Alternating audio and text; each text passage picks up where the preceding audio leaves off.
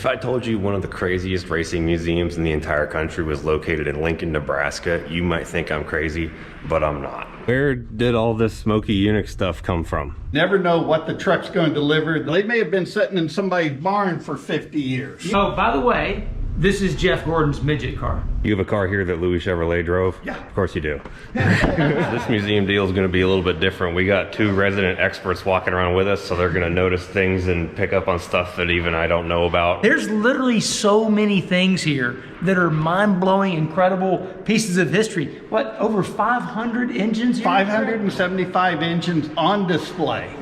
Yeah, by the way, this is Greg Nickel for Speedway Motors. Our entire industry, Lake and I have real jobs. We all have real jobs because of the work that was done by guys in this room. When Harry Miller was building these engines, there wasn't a aftermarket. There wasn't any of these. There weren't Edelbrocks. There weren't Winfields. There weren't Iskandarians yet. He made all of this by hand, basically. So all of these engines, when you think about, ooh, double overhead cams, this double overhead cam engine was built like this. All of these are neat. Like, these engines don't have head gaskets in them.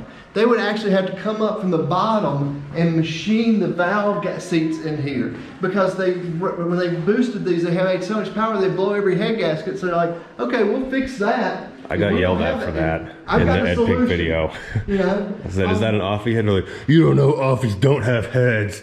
I'm like, no, sir, I don't know that. I'm not 60 years old. Here is your offie. Yeah, that is the little 110. Here's your 270 offie. When did they realize that maybe making the head removable would be easier to work on? Mid-50s. I think the gasket technology had to come around. Like, there's a lot of things that go on here. Carburetors, they weren't good at metering fuel back in the day. So they had these updraft carburetors. So as everything got hot in here, it made the fuel more like lighter and vapor, and it'd be able to distribute better and burn better. You have to realize this is really before gasoline was gasoline. These early motors were low compression. Pre-tetraethyl lead. Right. Now, there was nothing like that. So you have to understand, you have people like Rockefeller who were big on prohibition to get the bootleggers out of the gasoline market so the oil guys could have more of it. Yeah. So everything that we take for granted that just existed, it didn't exist back then. But think about these guys running the big superchargers on the front, and what'd you say 10 times today or 20 times today? That no ideas are really all that new. We've just gotten the execution better. Well, like this engine right here is a 1953 Studebaker with 4 valves per cylinder, overhead camshafts, Hemi-headed. What's your Hondas and Toyotas today? 4 valves per cylinder, overhead cam, hemispherical combustion chamber. This was 1953. Yeah. Right. Agajanian. That's a familiar name too. We just did the Mike Carb Museum. Yes. Yeah. Yep. The same people keep coming up over and over again. Yeah. When you look at this, check out this draft table. Imagine the talent it took to go in here and be able to conceive what's going on in 3 dimensions. There wasn't any CAD at the time. They weren't able to rotate anything. No rapid prototyping. They had to do this by hand. And when it came time to make it, you made a sand casting, you poured it, or you had to machine it out of billet. So these guys were, they were just so good at what they did. Miller developed outboard boat motors. He did not have enough time to produce them. He gave it to his buddy Evinrude. Well, there you go. What's that? How many stages from Kevin Bacon? We could do it for Miller. Oh yeah, exactly. And it'd be like your Miller number would be like 2 or 3 if you're in the industry. Well, the reality is there's no Robert Yates, there's no Smokey Yunick, there's none of those guys without Harry. This is Al Unser Sr.'s Johnny Lightning. That has been a model. That has been a Hot Wheels car. That is the real car right there. How is all this stuff acquired? That's a good question. We have the owner, Bill Smith, and his wife. They collected their entire life. And we've gotten known now that we have a very high quality museum, so people want to get their stuff in here. For you Mopar fans, this is a Plymouth powered IndyCar, and it won Pocono in 1968 with a Plymouth Westlake head conversion. Check it out. We have one of the engines out of the car down here. This is a tribute to the Indianapolis Motor Speedway. These are the only doors that we know of that have ever gotten away from the Speedway. They show the 3 stages that the original gasoline alley went through. We were able to get these, and then we did a car representing the appropriate era for the garage. From the 2-man Chicago Rawhide 1935 IndyCar to Bill Lukovich's, and here's that Offie engine. And we go down here to Jim Hurtubise, the last front engine turbocharged Offie to try to run the Speedway. We have the Judd, the Brayton, the Oberdorfer. Here is the Westlake Plymouth out of the IndyCar. Those are some interesting looking heads. I mean, it's everything about trying to get the air to go as straight down. If you look at this, you know, it's a modern engine. You can open the throttle and look down and see the valve basically. These guys were getting this, you know, 20, 30, 40, 50 years before it came to be modern, the way you did things. And these are slide port injections. They have a plate that slides back and forth, so there's no butterfly to restrict the flow. That's just straight down. Which one of these in here gets you fired up the most? The resident cam guy. You know, I mean, honestly, when you look at some of the really early overhead conversion stuff, that's probably the thing that, you know, these engines were designed as flatheads, and these guys figuring out, hey, let's get it and move the valve out of the way, get the push rods out. I think those are my favorite, but all of them, I mean, there's every one of them. You know, this engine, you know, I know a lot about this guy and I love it. There's a whole bunch of these things in here. It's impossible, you know, which one of your kids do you love the most? A whole day just in one little corner of this place because there's so many details that you would never catch if you just kept on moving. Mitchell, there's a Smokey Yunick engine right here. Yeah. We have several Smokies. We'll show you those upstairs. That actually has desmodromic valves in it. Yeah. Where are you guys going? I want to look at this one. This is Yeah, this guy right here with the pushing up and down. Old Joe. What is Old Joe?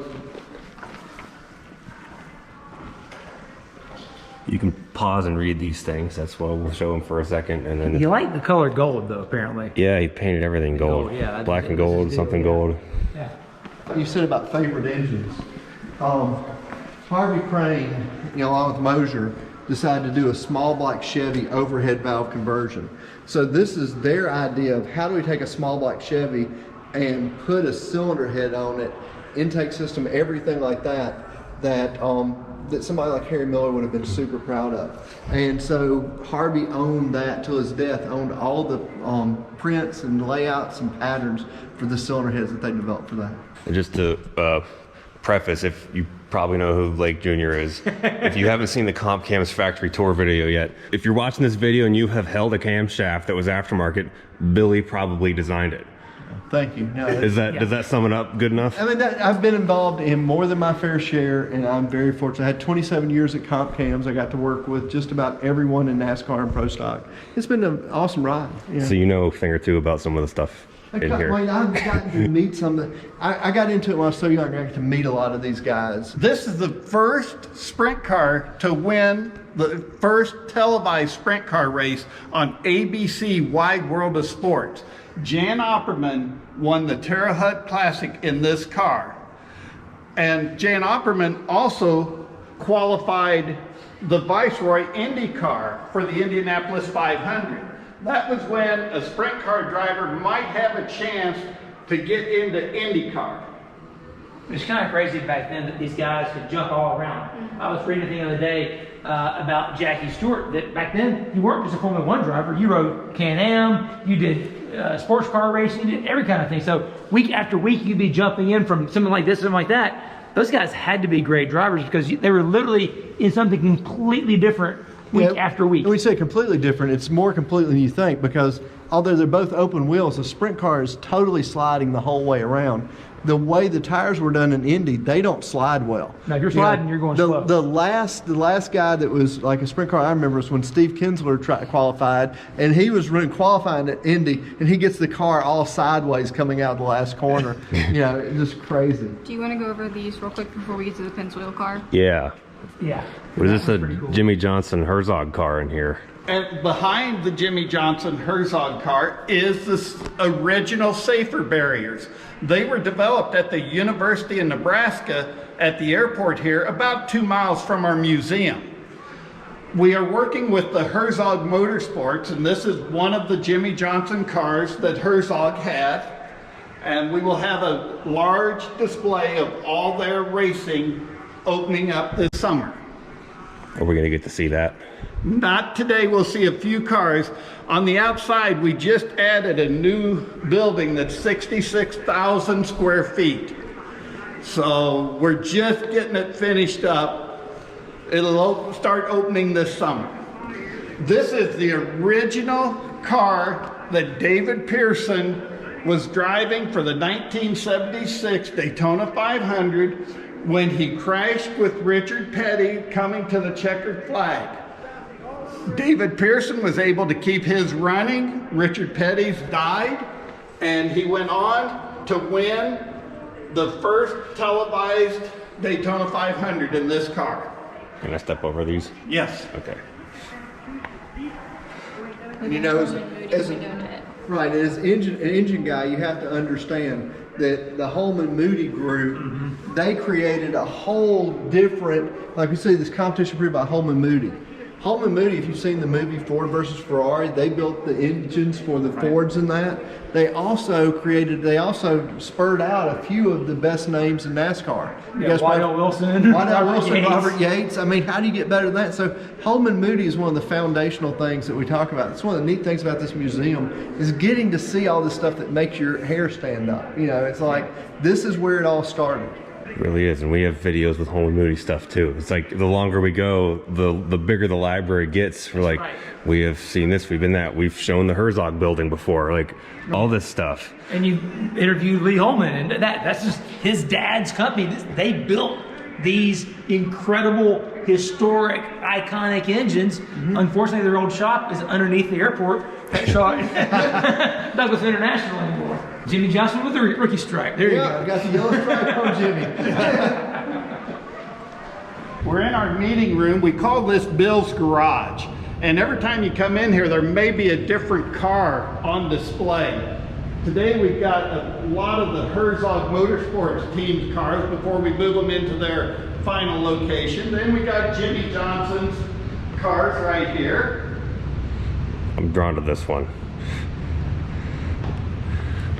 And it is the famous Pennzoil yellow you've heard me rant about so much. This is when paint ruled the world and not everything was wrapped. Oh yeah, definitely pre-wrap days. Yeah, most people probably didn't know that at one point Jimmie Johnson was like Steve Park Jr. and his car was like Steve Park's car in the ASA series. I gotta show you guys something real quick. Speaking of Steve Park, look what we got. A whole side from one of the, I believe it's a 2000 or 2001 car. It's harder to tell, but it's the same awesome metallic yellow as the Jimmie Johnson Herzog car. Because back in the 90s, Pennzoil used the same paint code across all of their sponsored teams, and it was freaking awesome looking. They've been involved with motorsports for a very long time, as you'll see lots of Pennzoil logos on these cars in the museum. I also got this really cool old jug. Saw this at a swap meet. From Oil City, not far from where I grew up. Had to buy it.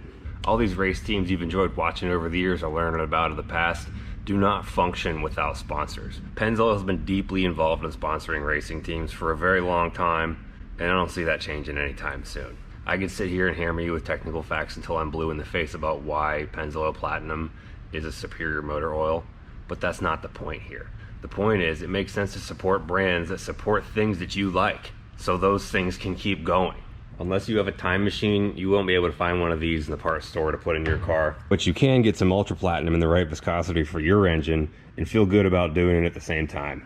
And that Rambo Liberati was his crew chief at Herzog. And we just did a video with him in the Bahari Motorsports building too. There's Rambo right there. And Todd Bodine. That's not even a Jimmy Johnson picture. Like a few months ago. Todd Bodine probably drove this car too. Absolutely, Yep. probably so.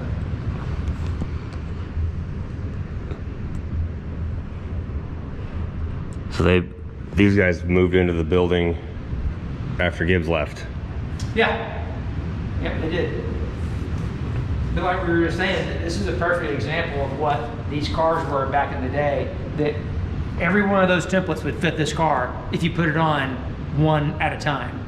But you look at the roof, just look right here. That left rear corner of that roof is so bent down, Yeah. well, that's so it can actually get air to the spoiler. You come over and you see the spoiler is actually kind of moved over to this side, that way you can get downforce.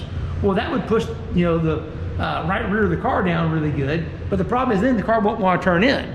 So what you do, you take the nose, you move the nose way over. Flare this fender up. Yeah, get this giant fender over here. So now you get this twisting effect where I got left front downforce, right rear downforce. That way I've got downforce to get into the corner, and now I've got grip so I don't lose it coming off the corner. And this was race cars. This was good stuff. Then like the engines say, you know, whoever gets the most rules into their name, that means they win the award for that. Well, I guess the Childress guys win the award for aero stuff, because the whole idea of the common template and fixing them all together and that stuff came after Harvick went to Indy one year, and they had a car that was so twisted. There's some pictures of it you can see online. You overhead look at it, the car is like completely twisted, but it fit every single template. It looked like it'd been in a wreck. If you Right. look at the top, it looked banana shaped. There's one flat shape, there's one all curved shape. It looks as goofy as could be, but it ran like crazy. Oh, it was awesome. I mean, I think Stewart ended up winning the race, but it was one of those things where we had really great engines, had pretty good oil in it, pretty good camshafts in it too, by the way, back in the day. So we had a good combination, but they didn't win the race. But after that, NASCAR said, nope. Never more. No, we have hit the limit. Yeah. What is this? It's got like a Trailblazer front end on it. It would be a Baja. Because that was Jimmy's background, right? He was desert raced- off-road He guy. was desert off-roading for Herzog Motorsports, and they brought him into ASA. And at that time, it would have been Busch. Yeah, it'd been Bush back then. Yeah, exactly. And these are the things that you measure the suspension travel in feet. Yeah. Earlier, we were walking through the hall. I saw something down here that relates to our good friend Ed Pink and the NASCAR history. The Ford Camry engine right here. The 427 never raced in NASCAR, but was built to be the Hemi beater, but got banned before it ever hit the racetrack. And this engine type platform actually became one of the early top fuel platforms that Ed Pink was building. And so the last engine he's ever putting together is one of these. Stay tuned, because he's invited us to come be part of that historic final build. But it's going to be one of these. But this ain't no small block Chevy. Look at all this stuff. What is all buried behind this cover? Billy, tell That's him. all the drive for the camshaft. So what they have is they have the sprocket going up to a dummy camshaft in here that they use also for a pump, drive the mag. Then off of that, they had to drive these camshafts up here. So there's a sprocket up here, sprocket up here. There's all kinds of way to phase this.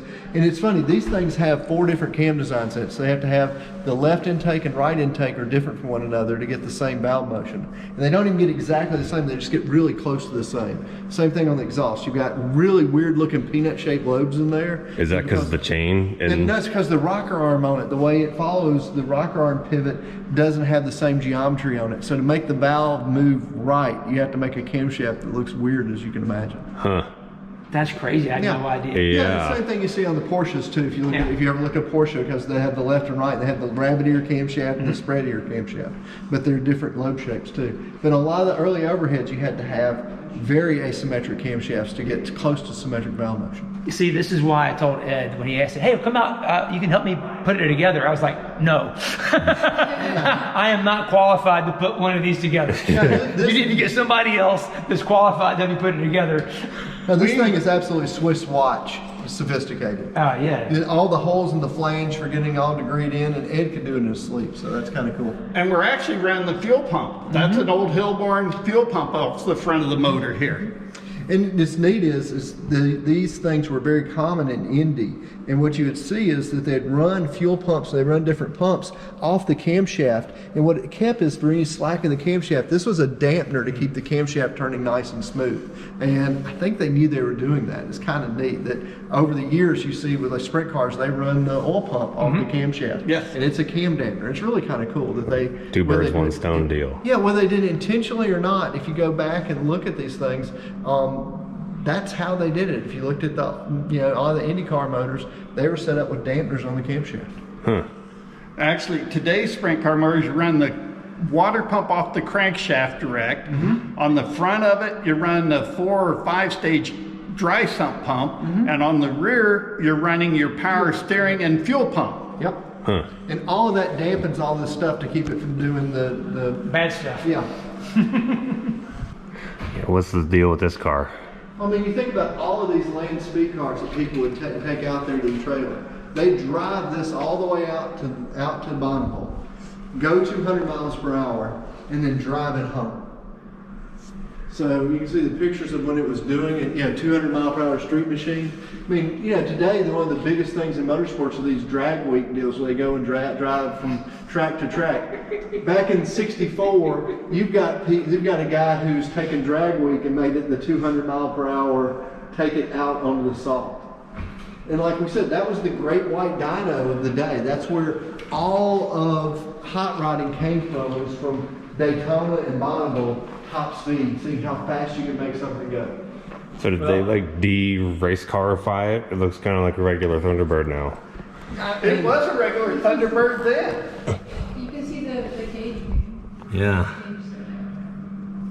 So the theme of the day is there is nothing new. No, everything that we started with, somebody else was doing it. I mean, they figured out how. Yeah, they were doing drag and drive before that was even a word. Yes, exactly. But we have a Tucker. Just a Tucker. Put together the models. This is the Duesenberg. Coffin, the Red Baron, the Outlaw, or the Boot Hill Express.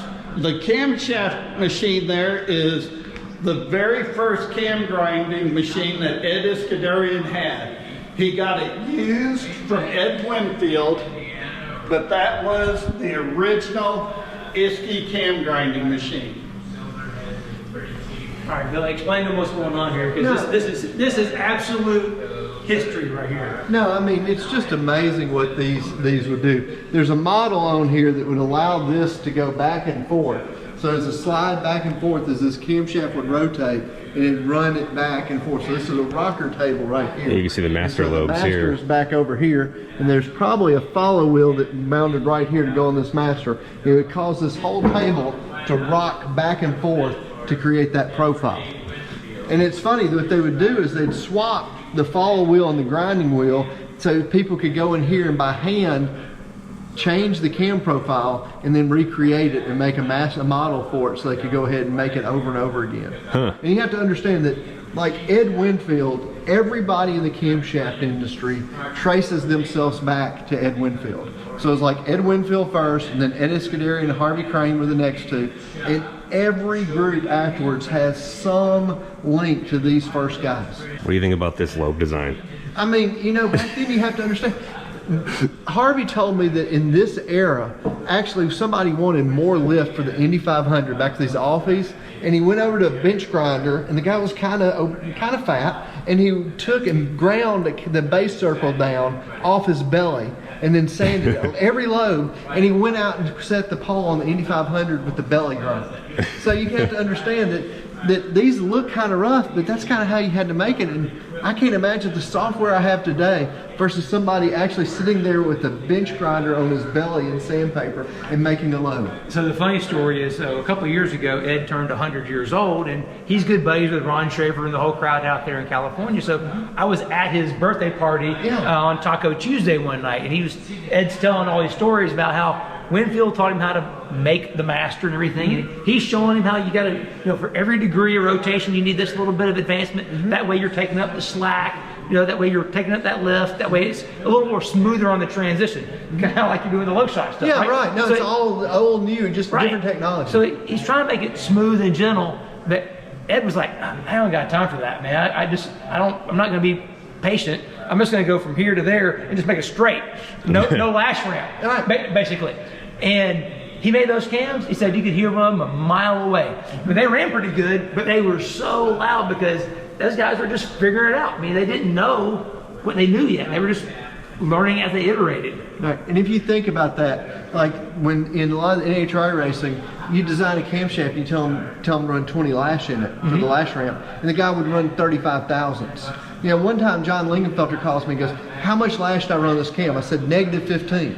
-15? How do you want me to do that? I said, "John, I don't know. You're going to run 30 more than I tell you anyway." So I To start off, what's crazy for me to think is Ed was telling that story on his 100th birthday just, you know, a year or so ago. This is the exact grinder that was grinding those cams. Absolutely. That's crazy to think. Yes, this is exactly what he would have been using doing this. It's amazing.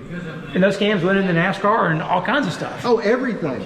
Every type of drag racing. You know, when Iskandarian was doing that, he had such an understanding of how engines worked, how they would breathe, that his camshafts were used in everything from NASCAR, land speed, IndyCar, just about every form of racing. Until, you know, he had the whole world by the ears until basically Harvey came, and then you had the second great cam wars, right? Yeah. Talking about how just packed full of things this museum is. We literally just walked by 3 different blocks. Yeah, of GM's magnesium, cast iron, and aluminum hanging on fish scales. And that magnesium was cast by GM in the 50s. 1959. 1959. You have to understand, I don't know if it has anything on it that says it's magnesium, by the way. You know, so you can take that for what it's worth. But it's 65 pounds complete hanging there. Yeah, look at the needles on them, and it'll tell you where you're at and how they hang, right? That cast iron one is way in the back. It's hanging the lowest. Amazing stuff all throughout here. And we try to give something for everybody, whether you're a dirt fan, a Bonneville fan. Now we're going to go into some drag racing.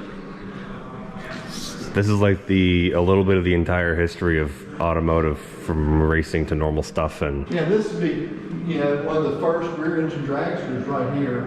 You know, when Garlitz was doing it in Florida, they were, you know, Tony was doing it back on the California side.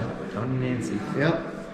because you could not drive this car if you had long hair. No, you would get it absolutely all up in the blower and make a mess. And Tony Nance actually had an upholstery shop. It kind of shows if you look at the interior of the car there. Not many cars had that nice an interior. Oh yeah. There's your Tinsel decal over there with the garlets with the Mandela heads and everything like that. Think about Joe Mondello, Mickey Thompson, all the Holly stuff, garlets, the whole deal. I mean, Gartlett's is a whole story by himself. Yeah, and go chapters of history. And go look back in that cockpit and imagine going over 200 miles per hour in that thing. You can't see anything. It looks like it's going to try to cut you. If it's anything like it was originally, it looks like it's going to cut you trying to get in and out. The differential's right there in the spot. And the wheelbase of this thing is, I mean, feet, many feet shorter than the common one today. Oh, and there's no downforce. No. It's got this little bitty placard up there. The number plate, you mean? Yeah, exactly. Yeah, like that wasn't going to do anything. Hey, it did more than nothing. That's true. It's not like they had At least it wasn't pointed the wrong direction. We can show you how your engine works here. Let's see if we can get this Jimmie started. Oh no, that's super dope right there. Valves opening and closing. Counterweights, piston pins, Man, rings. you know what, Greg? Hey, there's you did rings good. in there. There are rings in there, and they're not giant either. I mean, they're not small, but they're not giant. Well, for their day, they were small. Yeah. You've seen the valves open and close. Yeah. The piston chasing the valve there. And I'm going to say those are Isky lifters with the blades like that. Oh yeah, that old Isky bladed lifter. Yep.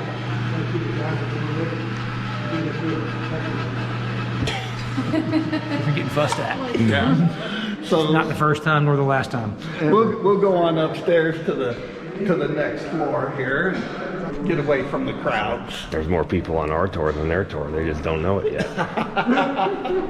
Now we're getting into the room where stuff comes in. We have no idea what's going to be coming in. You never know what the truck's going to deliver that either someone's donated or that we've purchased. We have the ZL1 409 there. The big block here, that is actually a magnesium block with aluminum heads. Yeah, and this room really is kind of the sacred ground of this. You know, everything that comes in here, they won't know what it is, but it'll be some of the wildest stuff in the Or world. like that hood. I don't know what this was going to be used for, but if you look at it, it is a dual crankshaft, 4-cylinder. It's got 8 pistons and they oppose each other. A supercharger. It's a 2-cycle, unlimited RPM, 4-cylinder engine. And this technology is coming around today for industrial use and like tank use. Achilles makes an opposed piston just like designed like this, just 100 years later. Yeah. I'm sure they could find a limit up. Technology now. Yeah, it's just revolutionary technology. Yeah, but really it is. It's just, we just didn't have the tools to do it. Is this like restoration type wiring here? Yeah, it's covered to make everything look correct. Yeah, it almost looks like it might be new old stock spark plug wire and stuff. That's crazy. And you get back in here and it's just absolutely amazing. Down each of these halls, there'll be, different like starters, different manifolds, different carburetors, different brake rotors, different bolts, different everything you can imagine in here. Like you look at all the rods and pistons. So you come back over here and you look at the history of what was changing with rods and pistons. Don't show Lake this piston or this spring. He'll probably die someplace if you ever take a look at it. Just don't want to know about it. Yeah. I mean, think about all of this. This stuff was like state of the art, 100 years ago. But that's the big difference in material technology, right? The old days, you only had certain alloys.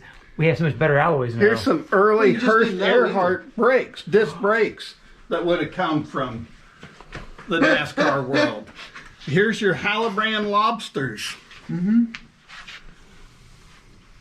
So you just kind of stockpile all this stuff in case you need it for a car coming in here? Yep, we'll need it someday for a restoration. This is where the word slug came from. No, absolutely. That's just a Oh, I guess Lake found the old pistons. Lake found the old pistons. Yeah. In the ring that's a quarter-mile down. And quarter-inch in diameter. Yeah, quarter-inch thick and a quarter-mile down. Yeah. This is just crazy.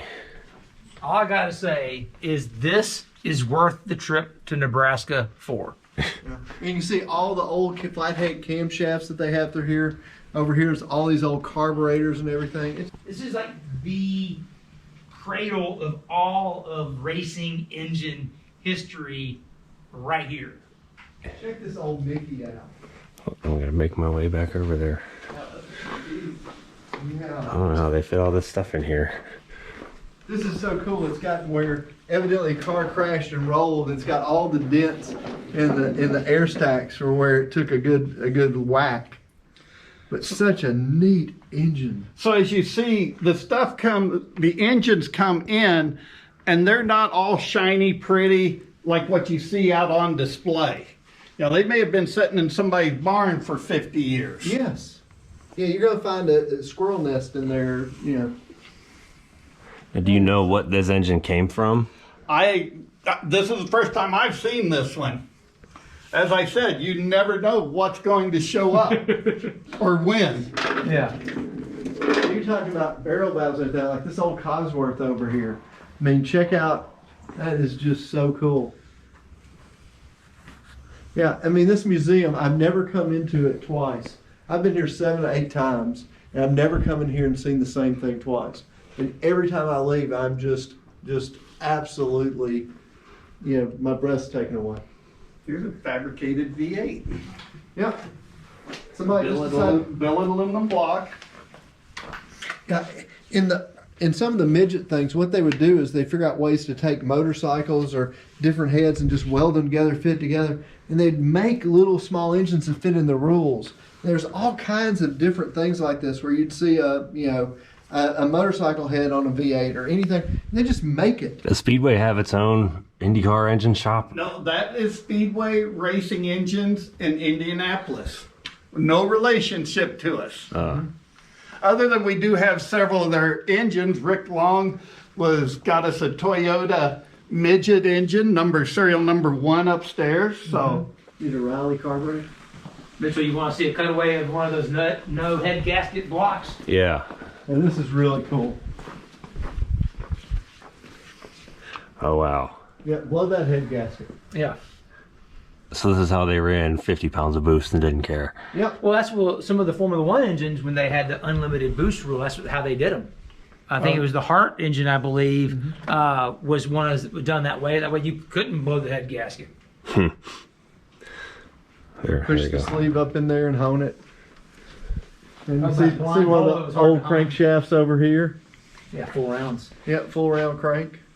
How does this stuff end up here? Do you have people that are looking for it, or do people contact you and say, I have this random stuff, do you want it? we are constantly looking at the different sites, who's selling stuff, different auctions.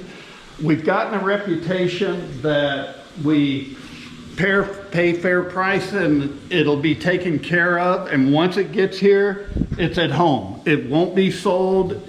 It's here. It's never going to leave. Yeah. Yeah, it's not going to get flipped. They're right? just going to build a bigger building. It's getting harder and harder to get helmets anymore from the drivers.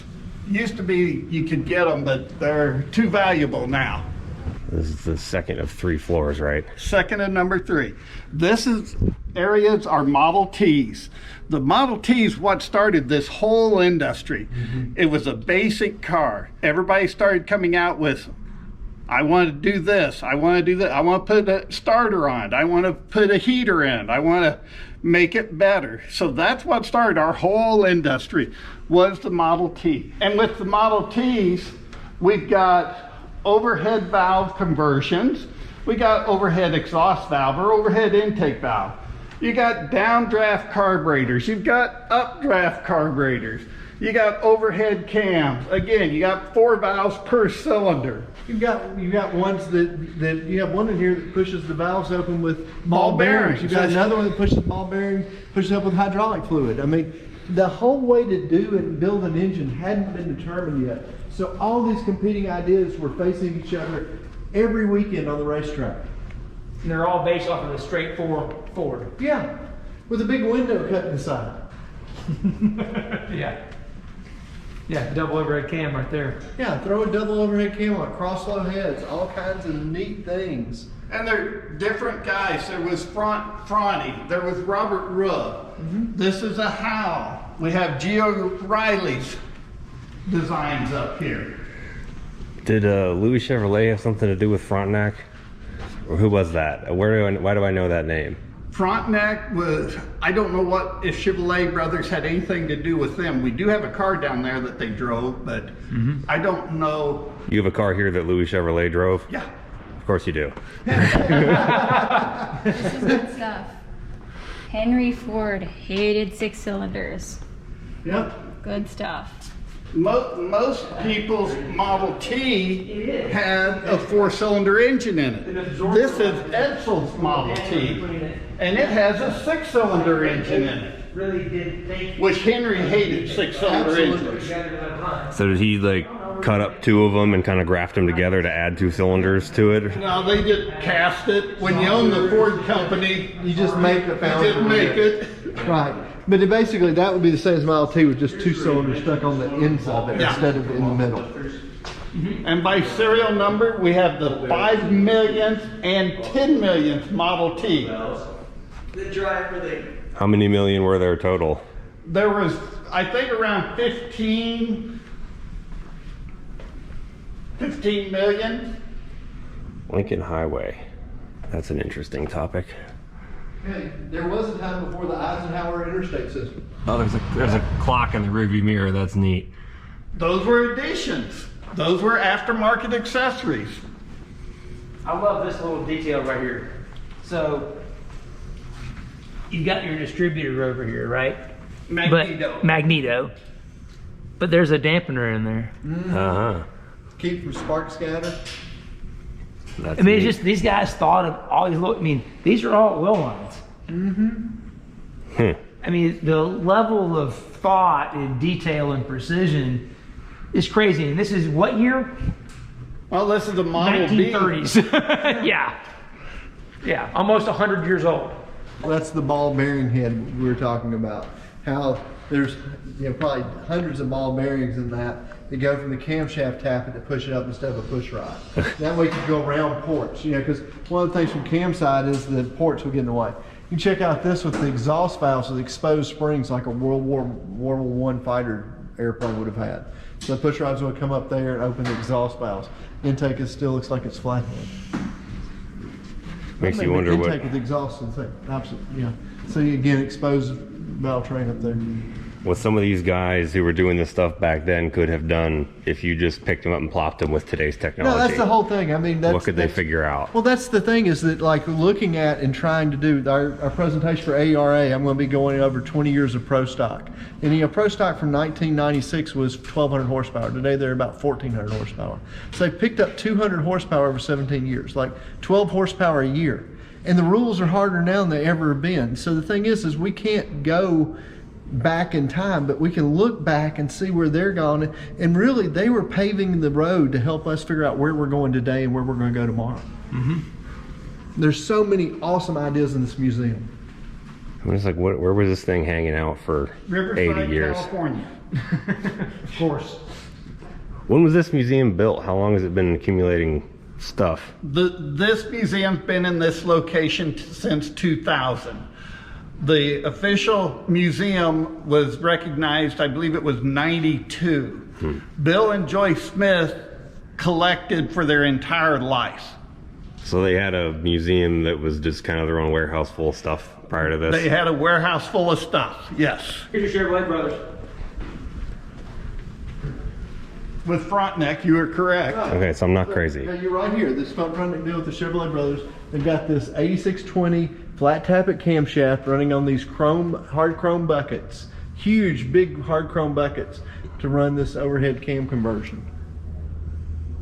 Versus the push rod. A lot of people don't understand the overhead cam actually came out before the push rod valve train. Interesting. They just had a literal bucket over the whole valve spring to push it down. And the bucket was the big lifter, and they were huge back then. And what they do is run these steel camshafts before they could do a casting, and they put chrome on those buckets, and the chrome would be the wear to let it, to give it the lubricity. Was this out in the open too? No, this was all closed up at this point. Okay. I was going to say, how does that live for more than It 10 did. It had to have a lot of lubrication on it. But they really there it is with the a similar system with the covers on it and everything. And the chain drive. The chain drive and how long that chain was and everything, and how many links it had to go up there because all the torsionals and everything, otherwise it'd break it. That's a 1928 front. Prepared by Author Chevrolet. Yep. So there were several Chevrolet brothers. Three of them. I've never heard of Gaston or the other one. Lewis, he was the driver.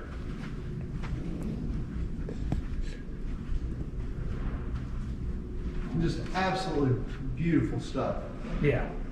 Aftermarket industry and how we go and buy things online. Think about all these people coming up with different ways, different mousetraps to put a water pump on a Model T.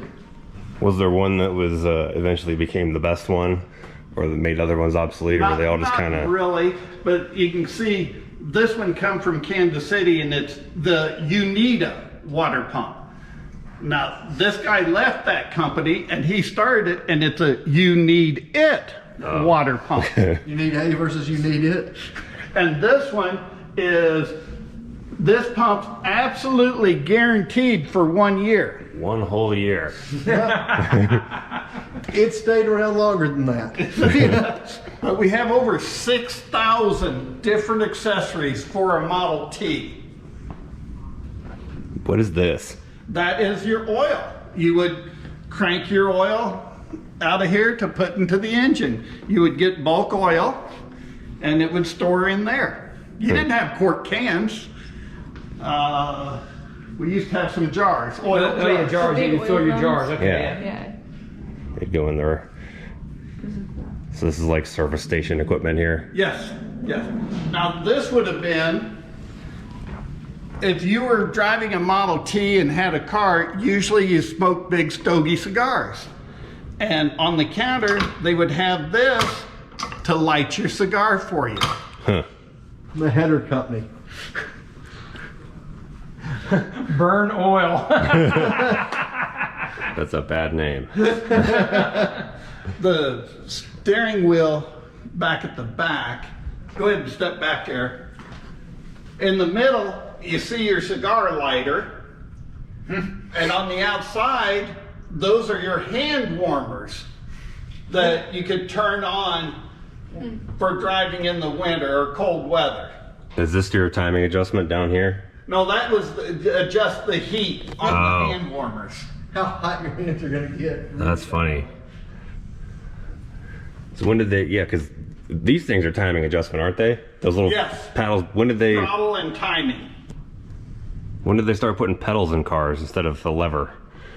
I don't know for sure, but we have a Model T with the 3 all the pedals stuff, yeah. and the throttle and timing advanced. I think that's funny. Like at some point, after they had pedals, people invented levers for people with paralyzed legs to drive, thinking they did something. Meanwhile, the guys from 1920 are like, we started that way. Yeah. You didn't need legs to drive a car back in our day. This is what your garage could have looked like in the late 20s, early 30s.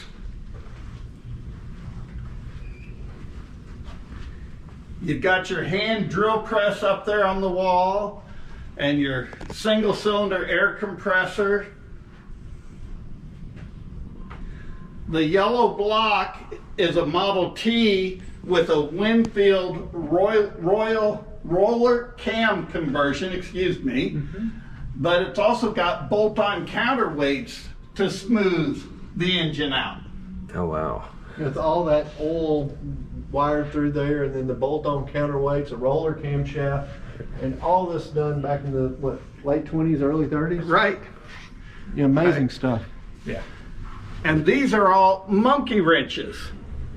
And the difference between a monkey wrench and a pipe wrench is the monkey wrench doesn't have any teeth. Now get ready for this. We're gonna go to the midgets. This is our kind of a mess right now because we're doing some maintenance, but this is our midget room. That's like the Pinto engine. That's TRD midget. And he said 001. As Ed Pink would say, it's a Toyota. Yeah. Yep. Yeah, we don't know. I don't know how many races that little engine has won, but it's a bunch. And that come from our friends at Speedway Engines. They restored that and got it to us. So here's your half a Chevy V8 as a V4.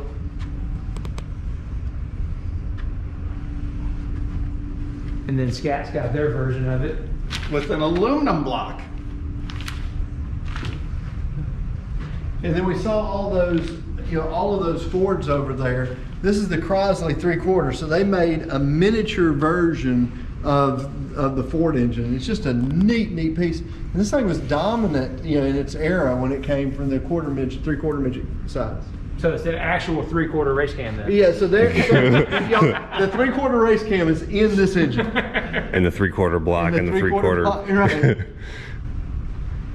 And the guys running midgets were not afraid to do anything. I mean, they would put an outboard motor jug on those. Hey, look, They'd this go is right here. They go put air cooled on top of them. They would take anything and they would just put it together to make the displacement. They did not care. Now there are two no engines the same anywhere right here in this vicinity.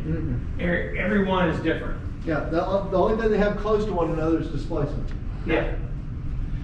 This is really a cool engine. Is that 2 V twins stuck together? No, it's a sheet metal block with BSA jugs on it. It's got 3 camshafts. The guy ran it about 2 times. He was from Australia, and then he got upside down and was killed in it. Oh. But a guy found this and said, hey, it's in the scrapyard, you pay the freight, we'll ship it to you. Well, it wasn't in this condition when we got it. And we had to go back and look at a lot of history to find out what it was. Yeah. And we got 2 Chili Bowl winning cars there.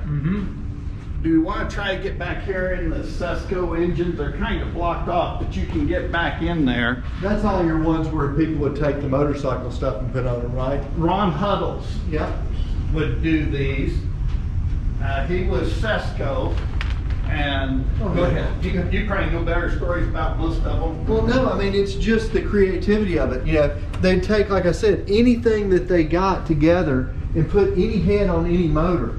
So if you look back here, you know, like the air-cooled, air-cooled motorcycle engines that were so dominant in racing motorcycles. Well, hey, why don't I just take 2 of these guys and put together? You know, and that's just 2 of them put on the, and they would just, this is all just fabricated, set up to make these engines. And then, okay, well, the water cool comes out. Okay, well, we'll put that on one of these things. So these things are amazingly powerful. You take, what, 600 sport bikes today, you know, over 100 horsepower. Yeah. So you look at these little motors, they're probably 200 plus horsepower motors that you could pick up. And I guarantee you that thing is a absolute beast rocket. I mean, 2 cycles, that giant thing. That's 500 Honda cylinders, Right. 4 of them. So if you've ever ridden a CBR 500 dirt bike, it makes you get religion. Yeah. That's 4 of them. Yeah, you know what I'm saying. Oh, by the way, this is Jeff Gordon's midget car. Oh. Yeah, just by the way. Just had to step over This this to look at this this. thing we're tripping over is Jeff Gordon's midget car. Yeah. I mean, that's what this museum will do to you. It will make you trip over a historic piece getting to another historic piece. We will get it cleaned up. We're doing some maintenance, so it's not always this way. Okay, not always trip over, but I'm just saying that you'll get so amazed by one piece and you'll miss another. And It's the density of amazement. This place has more cubic inches of just amazing things. Very high compression ratio. Of coolness. It's dense. Well, we have J.J. Yaley's midget here, too. Yeah. The Lewis number 9. Another famous car with a big engine in it. Of course, No, actually, that'd my be a eyes were drawn to one thing. Okay. And one thing only. And apparently that was Robbie Unser's cart, looks like, maybe, in this whole setup. So back to your dad's old days. Oh, we actually have one of these. Yeah. Yeah. Reed valve Yamaha on it with the Perco centrifugal clutch. I mean, we race these things in vintage racing today. Oh, Smokey Yunick uniform. with his big block Chevy right in front of it. Where did all this Smokey Yunick stuff come from? We got some of it direct from Smokey, but then there's been auctions around where a lot of his stuff come out. There's actually 2 Smokey Yunick engines here. The 429 Ford right behind this, which is autographed by Bobby Unser, was an engine that Smokey did for Ford to race up Pikes Peak. And when Ford came to pick up the engine, he said, now you haven't paid for it. And they said, yeah, we paid all your invoices. He said, yeah, you bought the parts, but you haven't paid for my technology yet. So it ended up that we got the engine.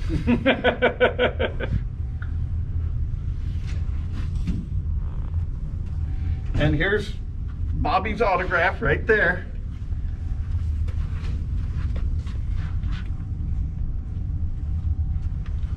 You know, you would have never seen this engine here with the valve cover off in 2011, 2012 when it is.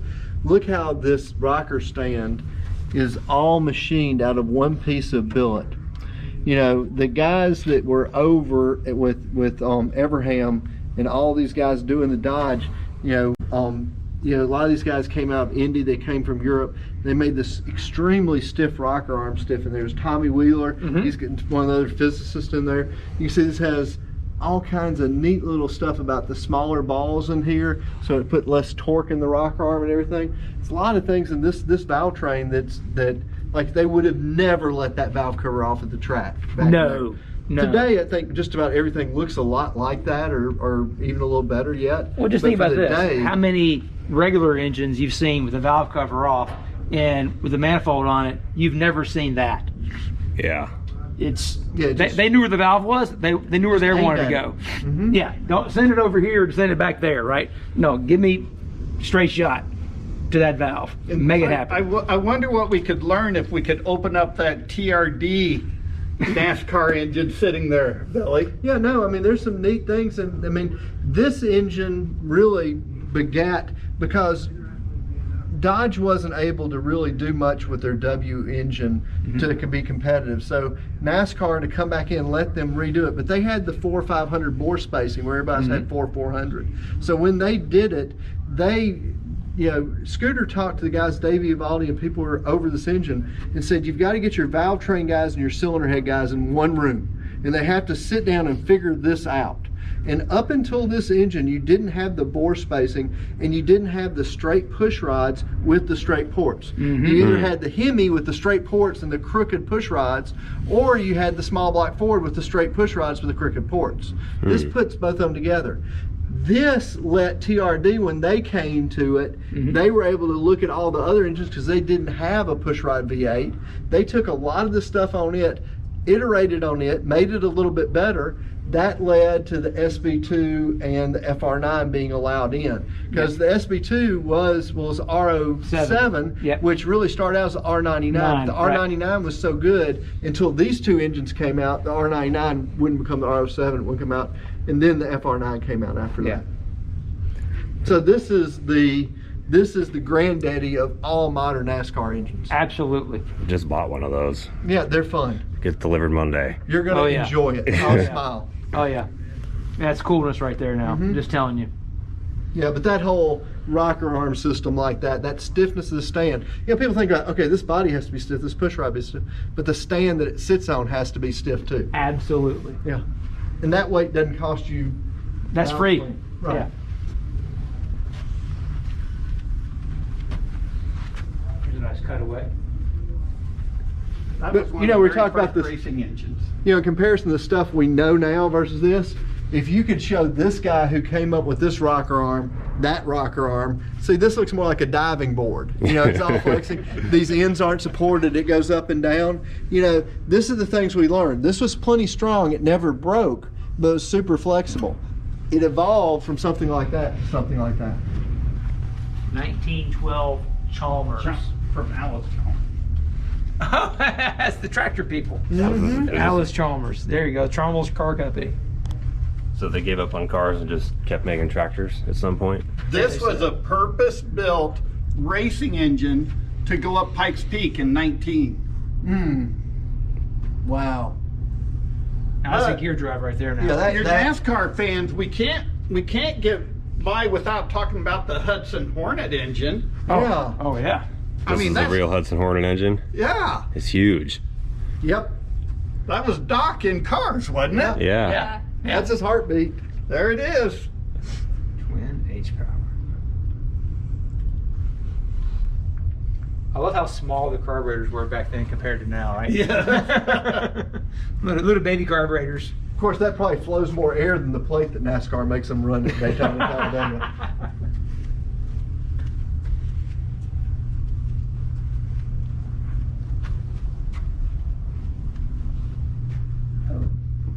.302 experimental.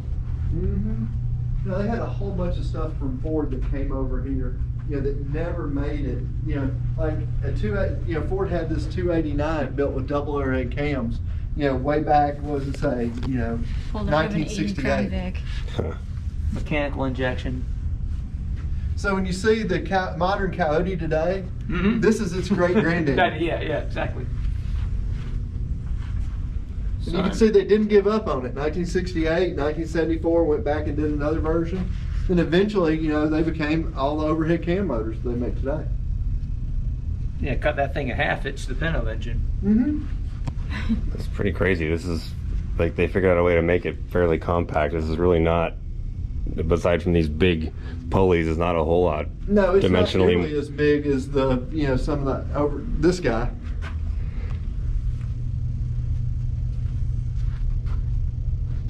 To think how big that engine is for 159 cubic inches. Yeah. But that's the thing is they didn't limit the size of the engine at Indy. They only limited the displacement. So anything you could add on it to make it move more air, you know, go for it. It's like a early hot V. It's interesting now. There's a lot of factory cars that are made like this. You may not notice it, like all the Audis and Mercedes now. They're V8. No, they put it up here to get the either to get the turbo to spool quicker or the catalytic converter to light quicker, or both. You know, put it into a hot V. But that wasn't new. And you can also notice where they bring in the inlet charge. They're actually bringing it in from the center out toward the outside instead of bringing it like we normally One side to see. the other, yeah. Right. And that probably had as much to do with aerodynamics on the car as it did with, you know, on packaging. Yeah, some of the things that Indy cars is where you're going to get in the way of other things to get the air of it. Yeah, That packaging is when important. we started that TRD engine back then, a lot of the deck height decisions on it were about aerodynamics, not about ride to stroke ratio or anything like that. That's a honking wastegate. It's called a regulator. Yeah. A lot of people thought Chevrolet did their first V8 with the 55, the 265. Here's a 1918 Chevrolet V8. They're talking about some spindly push rods and rocker arms back then. Yeah. Yeah, Yeah, that might be in my presentation tomorrow. I think so. That's worthy. Then these things have giant push rod cups too. Oh You yeah. said the smaller ones on Yeah, the smaller ones purpose. put less torque, bigger ones put more torque. We And want- you can see that this is, you know, like I'm saying, they were extremely creative, but there was things that they just didn't know yet. 288 cubic inches, 55 horsepower. Well, they couldn't run any compression. Goes back to what we said. The fuel. This was a guy who was a Maserati mechanic, and he was so impressed on the overhead camshafts that they were running. He took a small block Chevy. You can see he welded this all up and machined it out to run overhead cam on a small block Chevy. He did his own valve covers here. It was probably gas welded. It looks pretty rough there, but But it ran. it ran. I mean, it's ingenuity that we do. Right. Without this came before the Mosler that we saw that Harvey Crane did years later. You know. That was funny because I was looking at the weld stick and what went on here? What happened? Welder technology improved also. Yeah, there's people who are having to weld a little bit better, right? Yes, we have two small block Chevys welded together. This guy you can't see his work as much. They polished it up. That's a valve cover. I don't think we can get it through tech on the cubic inch. Yeah. Well, as long as they just It pump might be a number little one. bit nose Hey, heavy too. yeah. If they pump number one, we're good. Yeah. If they don't know how to multiply. Right, if they don't count the plug wires, we're great. Yeah. I love the rotor on this. Just saw that. I'm not sure how I missed that before. Like a 9-inch pizza. Yeah. I was gonna follow the wires, because each one, we've got two number ones, so are we going number So much one stuff in side, here. number one back? One If you're A, watching one this B, and you're enjoying it, number make sure you hit the two thumbs up sides. down there. That helps more people see this, and subscribe too. Subscribing does not cost anything. It's not a magazine. All that does is show you when we post something new. I have to clarify that because a lot of people watching stuff are a lot older than us, and they think that subscriptions are like something you pay Like your for. credit card? Yeah, no, not here. It's free. This is when Chevrolet introduced the big block Chevy. Is this the like a recreation of the stand, or is this the No, stand? This is the display that was at the show. What show was that? I'm not sure if it's Motorama or the Detroit Auto Show. It separates. One of the majors. What the heck is happening here? This is crazy. This is the greatest thing ever. Did this have to be restored, or is it Survivor? It's 90% Survivor. We did do some restoration, especially on the display.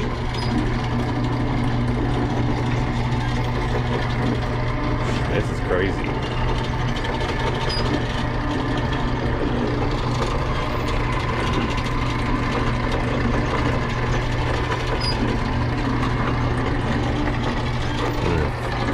Close itself back together. Oh, it even has a transmission on there. I didn't see that. A Turbo 400. Was that part of the unveiling, or was the Yeah. Turbo 400? No, it all came at the same time. So they had to invent the 400 to go with the big block, because the big block would eat a 350. Yes. Huh. That's crazy. This piece, there's a scale on the brake on it, and that would do the output over here.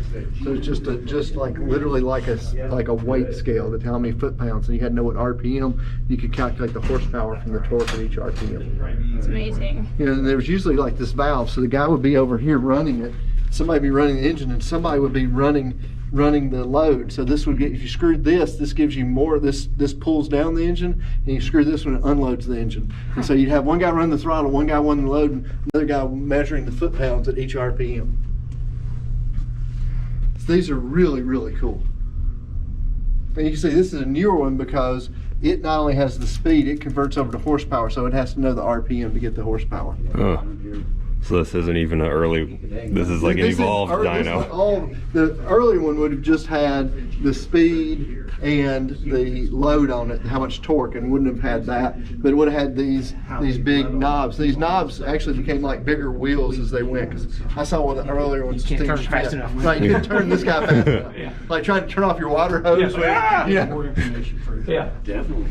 We got something here that it's really not out for display yet, but this is the original display that Chevrolet used to introduce the small block Chevy. Whoa, that's a 265 cutaway. And we have the original transmission, the 235, and then there's a power glide back on the back side. But that is your original small block Chevy. It's got the oil bath air cleaner on it. It's got the cartridge oil filter on it. Old emission system that they would have had at the time. Yeah, you got your points. Yep. Where did this thing come from? How did you find They can't tell you. I have to kill you. This He is told you like, that. this is one of those hair stands up on your arm things. This is engine changed the world. Yes. And we've still got the shipping crates and the What? original engines. So those are the crates they went to the show with too. Yes. How the It's a heck? sign for my previous life. They follow me everywhere. You can't get away. Fingerprints, yeah.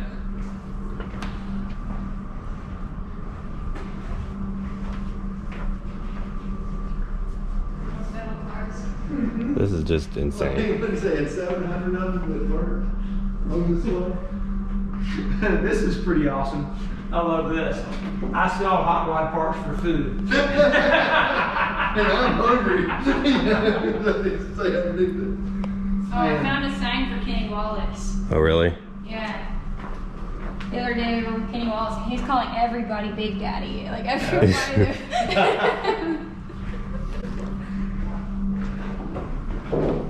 Yeah, you get a good picture of Speedy Bill and let everybody know what Speedy Bill was like. Oh, yes. We'll get one of Bill and Joyce. All right.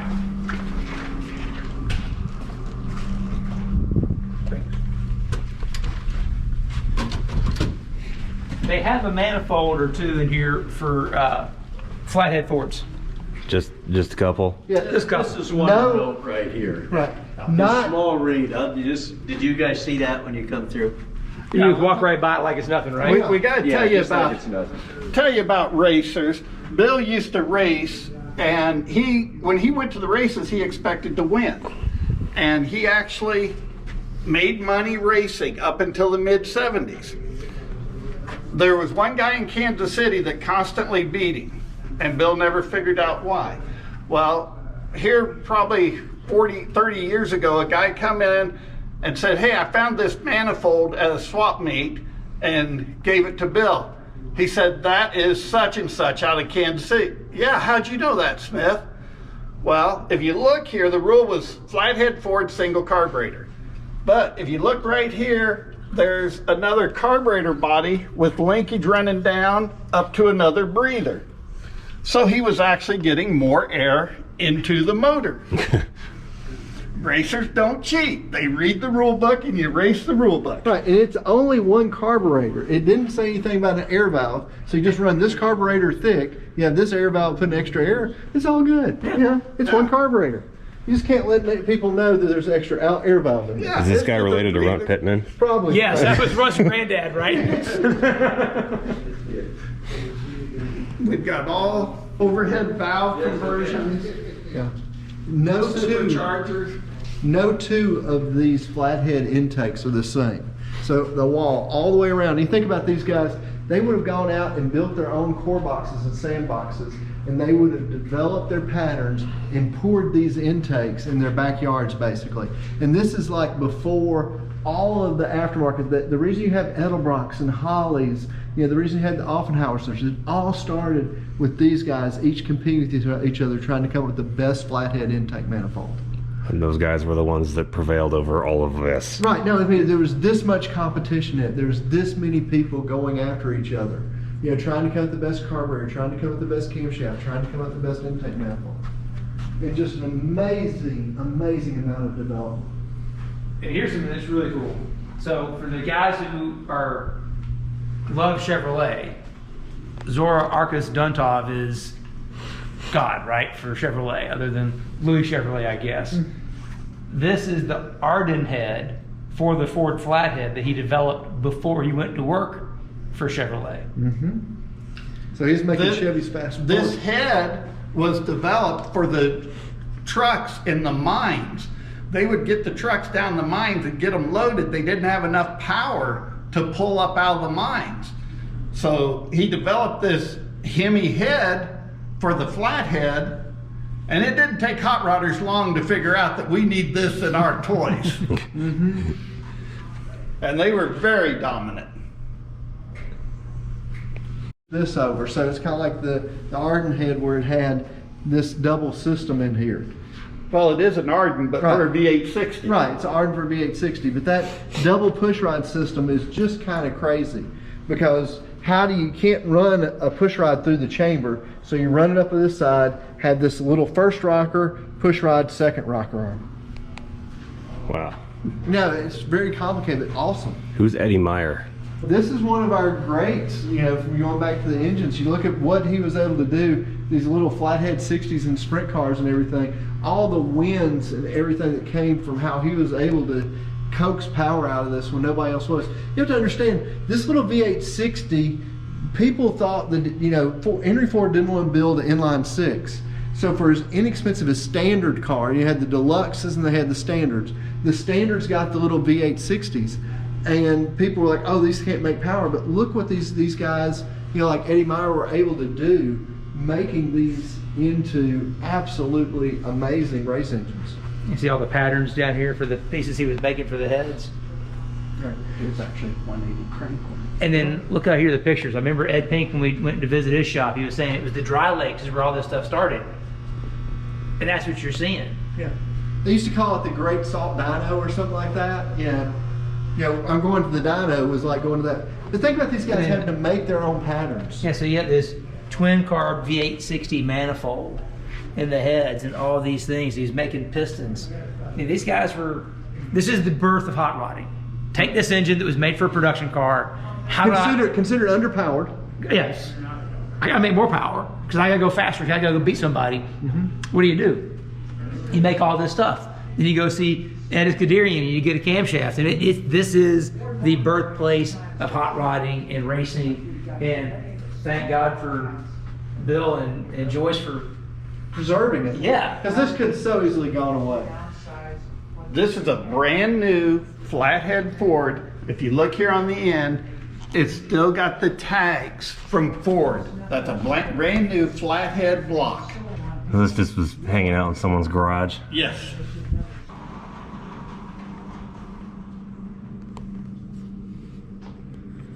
All this back here, just old signs. Is this like the decorations archive? Yeah. If you're looking for stuff to display, an old Quaker steak back there, Goodyear. Oh, are those more Indy doors you didn't have room for? Yeah. They're just hanging out there. That was door number 14, car space 14. Now we're on the 3rd floor. What is the significance of this little diner thing here? It was just something we wanted to do because we host a lot of events, fundraisers, just different things, and we need somewhere nice, and we have drinks, and we've got the old original fans, belt drive fans running, and so it's just somewhere nice to have a little meeting. You got a nice view of the booming metropolis of Lincoln too. We have Memorial Stadium there where hopefully this year we have a super football team. Look, it's the St. Louis Arch. Yeah. Does this thing actually run? Yes. It does. It doesn't have a 3/4 race cam, but it does run. It's got like a half race cam or something. Who would have even had this? Like the freaking Vanderbilt children or something? Rolls Royce. With a boat. Don't think that floated. I bet kids tried it though. Why is Jimmie in the pond? Oh, I don't know. It was a boat. After all this, we ask where are the other Herzog cars? Because there's only a few of them in here. Well, we're adding our 66,000 square foot new addition that'll open up this summer. It will get some of them, but we have 3 more warehouses full of cars and parts and stuff. 3 warehouses. Yeah, we have more not on display than on display. How big are the warehouses? Well, 100,000, 200,000 square feet. Each? Yeah, Just little ones. Okay. Yeah. Where are those at? around town. So the whole point is this. We can't tell you. Right. I mean, then we'd have to kill you. It's like the Men in Black. you Yeah, know? Speedway's like the #1 as far as owned square footage in Lincoln, Nebraska. So y'all have more square footage they had for the Goodyear blimps. Yeah. You know, so yeah, that gives you an idea. There's just stuff all around here. So come to visit Lincoln. The point being is if you've been here before, you need to come back because there's stuff you didn't see. Absolutely. And if you haven't come before, you need to come because this place is incredible. And changing all the time. Yes. And you're going to get an idea here. When you go look at, if you're an engine guy, if you're a car guy, you come in here and look at what people were doing in the 1930s, the 1940s, 1950s, 1910s, 20s. You're going to find something that's going to get you excited, give you an idea, and make you do things better than you've ever done before. You're right. This is an idea lab. This is Idea Lab. You go here to just look and think, what if I blank? Yeah. It will inspire you. Absolutely. But if your wife comes along, there's stuff that's going to enjoy her. She'll enjoy. There's cookie jar collection. There's guitars. There's records. It's not just all cars. There's Americana. It really is. Yeah, we only showed you the cars. Yeah, because we know our audience. Exactly. Yeah. What is this room? This is stuff that was in Bill Smith and Joyce Smith's office when they passed away. We've kept it all together. We've got everything from some of his hats, his telephone. The front of his desk always had the scales down here, and he would say you could run your life by that, by fear and greed. What did he mean by that? If one side touched the bottom, then you had to add more to the other? What were you going to do? Did fear or did greed tell you what to do? I like this one. We interrupt this marriage to bring you the racing season. That one is true words right there. Bill and Joyce started Speedway Motors in 1952. He borrowed $300 from Joyce. She had a regular job, and that's what started the whole thing. And today, their 3 sons are still running the company. Here's Bill Bill and Joyce would go to the races. They'd take their chairs, they'd sit in the infield. Oh, one season we were working with a couple of guys that won the Knoxville Nationals. They won the regional NASCAR championship. Joyce's cookie jar collection, a few of them.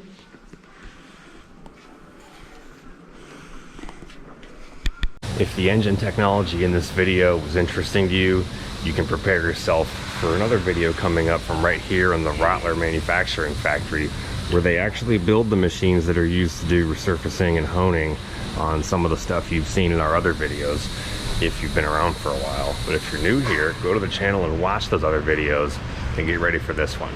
They use the original boring bar from Rottler to resurface a lot of the Model Ts. Yeah, I'm surprised there's not one of those in that museum. Or Yeah. maybe there was and we just didn't see it because there's so much in there. If you'd like to support the channel, you can go to StapletonAutoworks.com and find the hat I'm wearing, for example, among other t-shirts and things. And if you'd like to support the channel and you don't want to buy anything or you already have everything, send this video to a friend, because word of mouth is actually more helpful to our growth than you would think it is. This is our full-time job. We want it to keep going. We want people to know more about the history and be interested in it and make sure this industry does not go away, because we like cars, and I guess you do too if you're still watching this. So We appreciate you. yes, we appreciate you. Do your part. Let's keep this thing going for a long time.